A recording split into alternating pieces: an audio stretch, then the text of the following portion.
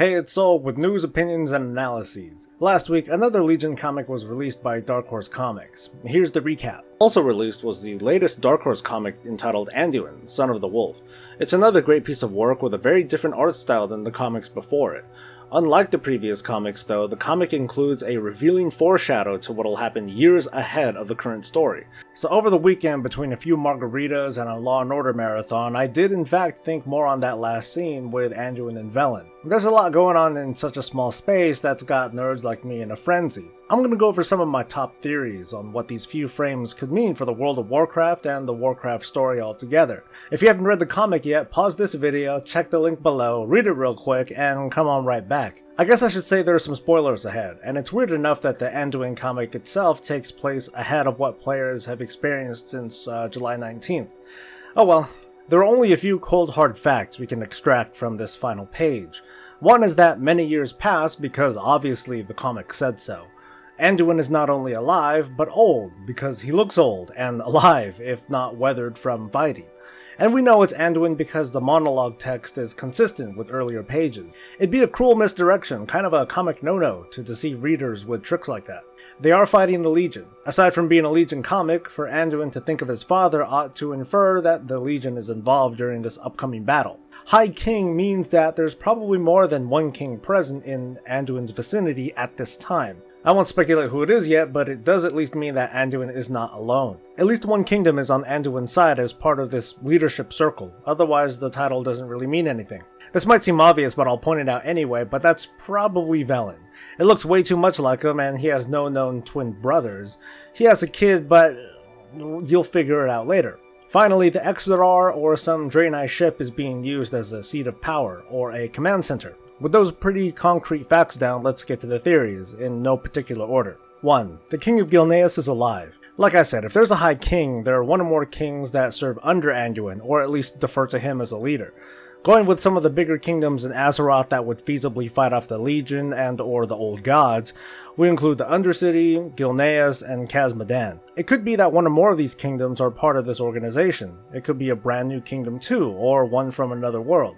Genn Greymane, if alive, would be the most likely king. The Undercity refers to Sylvanas as a queen, but Nathanos Blackcollar or some other guy could have taken the crown by this time. Khazad-dûm could have restored the monarchy, but if the first Legion comic is any indication, it wouldn't have happened without a lot of infighting. Pandaria could have an emperor if at some point the empire is restored. Maybe Icecrown too, but that's as likely as Pandaria. So we'll stick with Genn Greymane or someone of his line being alive by the time we're here. Number 2, Warcraft 4 is on the drawing board. Throughout the past 10 plus years, the conflicts facing players and protagonists in Warcraft have been a revolving door of villains and factions, representing either the Burning Legion or the Old Gods. A scene like this could indicate the story of Warcraft could take to the stars as forces representing the light to take the fight to the Legion throughout the universe, possibly introducing new worlds, factions, and races. Of course, it could go in the opposite direction too, and I'll explain that in another theory. Number 3, the bad guys are winning. Imagine by the end of Legion we lose. Maybe Azeroth is destroyed or corrupted to the point where it has to be abandoned. Anduin leads the survivors to the Exodar and flees the world, or temporarily run away to a really remote area. Eventually we get to this scene, the moments before a desperate, maybe suicidal attack with the few able fighters that remain. Referring to the world of Warcraft, this would be like the cataclysm of cataclysms, where Azeroth is changed to a demonic world. Number 4, the bad guys are losing. This scene might not be as bad as it reads. Despite what's being said in these frames, the Draenei around Anduin and Velen are just, well, they don't seem to be worrying about too much. The monologue says there's only one more fight to go, but we don't see desperate, wounded warriors sharpening busted sticks and preparing for a final assault. Artwork aside, the clothes look pretty casual and clean. People are sitting, chatting. There's no imminent sense of danger, maybe preparation. At worst, there's this guy who lost an eye, but he doesn't seem to have a care in the world. So maybe, if that's the case here, the Army of the Light might be winning. Velen and Anduin are part of this massive assault. They're merely playing their pivotal role, one of many that are being played out in this big decisive strike. Number 5, the Titan Azeroth is still not awake at this point. This is probably easy to assume. When you look at the Warcraft universe in a cosmic scale, countless years have gone by since the days of Titans zipping around the universe, looking for their fellow brothers and sisters. Regardless of the outcome of this alleged battle, up to this point Azeroth has not awakened yet, or could have even been incapacitated, maybe destroyed. Number 6. A time skip is gonna happen. This could go a number of ways. A future expansion could move the World of Warcraft decades into the future rather than months or a year, although they'd have to explain why our characters look the same. It's unlikely, but it could mean a World of Warcraft 2 of sorts, an excuse to start characters over on an updated engine and current technology to address some of the problems we face today. Number 7. Nothing is actually ending today. Just because Anduin says that there's one more battle doesn't mean it has to be the last battle till game over, maybe just for him. He's old, and standing next to him is someone who doesn't know the meaning of old. Anduin could also have ultimately failed as a leader. His counterparts could have agreed to one more of Crazy Andy's plans before they take supreme command away from him. Number 8. Stormwind is no longer a seat of power. Anduin is clearly not sitting in Stormwind's throne room, but he's still called High King. Stormwind could have been conquered, but more likely was destroyed or made unlivable. Symbolically, a king is still a king as long as the kingdom has its lands or its people, which neither are shown in this scene. If Anduin and Velen are in the Exodar, at least the ship could have relocated somewhere near Stormwind. Number 9. This scene means nothing at all. It could happen. This scene could be explained away as just a glimpse of what could possibly happen many years later.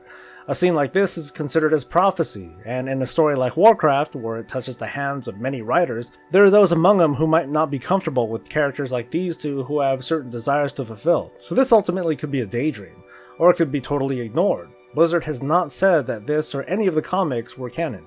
So I said these theories wouldn't go in any order, but I kinda lied. I saved my favorite for last. Number 10. The Burning Crusade conflict can go on hiatus after Legion. It's very, very suspicious that this sort of foreshadowing was allowed to even print. This scene tells us a lot of things, including the fact that the threat of the Burning Legion is still present, and at least 2 leaders of the Alliance are alive. So no matter what we see in the Warcraft timeline, we know that Velen and Anduin will be alive and on this ship, however many number of years from the present, about to fight the Burning Legion somewhere in what they think is their last battle. So after World of Warcraft Legion, for all we know, the heroes of Azeroth could have used the Pillars of Creation to effectively cut off the Legion from ever entering Azeroth through portals or some sort of summoning-like shortcut, at least for a number of years. So why would Blizzard cut themselves off from this ever-looming threat? My theory on that is this: the Burning Legion is boring. Sargeras' Burning Crusade is a single-minded beast, destroy everything. It's a reflection of Sargeras' intent, which, thanks to Chronicles Volume 1, was made a bit more nuanced by the threat of the Void Lords and their plan to subvert all of existence. I think Blizzard wrote itself into a corner with how easy it is to break into Azeroth, how critical this planet is to the safety of the known universe, how demons only die under very specific conditions, and the very single-mindedness of the Legion. The constant threat of total annihilation gets in the way of the original stories that started Warcraft, 2 warring factions with reasons to kill each other, and there was no reason to come together against a greater threat. There are already a lot of greater threats within Azeroth, like the Old Gods, who are pretty much indigenous to Azeroth these days. I think that by now, all of Azeroth knows that the Burning Legion is the great big boogeyman out there to get them. It doesn't have to actually try to get us every couple of years. Blizzard can bring the Burning Legion back any time they want, and it'll make sense when they do. But if the Burning Legion keeps coming back over and over and over again, well, it makes the Burning Legion look weak. They can't bring down one planet after bringing down countless others. That wouldn't make sense. Meanwhile, the Void Lords aren't very well known, and if they stay that way, that's okay. Void Lords can be the other boogeyman that the people of Azeroth should be maybe aware of, but not fighting constantly. Instead, the infighting between factions can resume, as well as journeys of discovery, kinda like Mist of Pandaria. Existing races can be explored further, and as so hotly demanded, troll raids can return. So those are my theories, and I hope you liked the video. Like and sub because I know you're awesome, and if you have your own theory, share it in a comment below. Tune in Wednesday where I talk about the whole Guildmaster looter system thing, and Friday for a summary of this week's news. Thanks for coming. I'm Soul. Stay breezy, guys.